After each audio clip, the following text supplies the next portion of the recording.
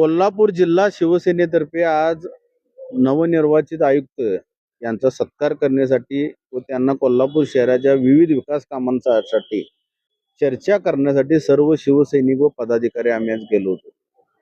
आयुक्तांना पाहिल्यानंतर एक अत्यानंद झाला. त्यांना जुन्या काळातील महाभारताची मी आठवण करून दिली की माझ्या वाचनात असं आले की आयुक्त साहेब हे भिल्ल समाजाचे आहेत. त्या काळामध्ये देखील 5,500 वर्षापूर्वी महाभारत काळामध्ये एकलव्य नावाचे भिल्ल समाजाचे एक फार मोठे धनुर्विद्या तज्ज्ञ होऊन गेले.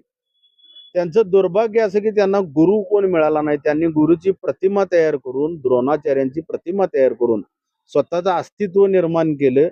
एक धनुर्विद्या तज्ज्ञ म्हणून त्या काळात नावारूपाला आले. पण एका अशा भिल्ल समाजाच्या व्यक्तीला मान्यता प्राप्त होऊ नये म्हणून त्या काळात देखील अन्याय झाला होता आणि गुरु द्रोणाचार्यांनी त्या भिल्ल समाजाच्या एकलव्याला धनुर्विद्या तज्ञकडून त्यांचा अंगठा मागून घेतला होता. याचाच रेफरन्स देत मी सन्मान्य आयुक्त साहेबांना एक विनंतीपूर्वक सूचना केली की साहेब, कोल्हापूर महानगरपालिकेच्या सभागृहामध्ये शेकडो द्रोणाचार्य आहेत. तुमचा कदाचित अंगठा मागतील. कोल्हापूर महापालिकेच्या सभागृहातील ह्या ईव्हीएमच्या माध्यमातून, चुकीच्या पद्धतीच्या माध्यमातून, पैशाच्या जोरावरच्या माध्यमातून निवडून आलेले पदाधिकारी तुमचा कदाचित अंगठा मागतील. तर त्यावेळी त्यांना अत्यानंद झाला.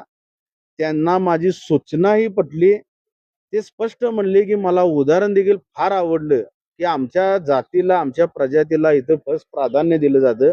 त्यांना आम्ही आमच्या पक्षाच्या वतीने एक अभिवचन दिलं, कोल्हापूर शहराच्या विकासासाठी काही असेल केव्हाही हाक मारा. हा शिवसेना पक्ष तुमच्या मागे ताकदीनं उभा राहील.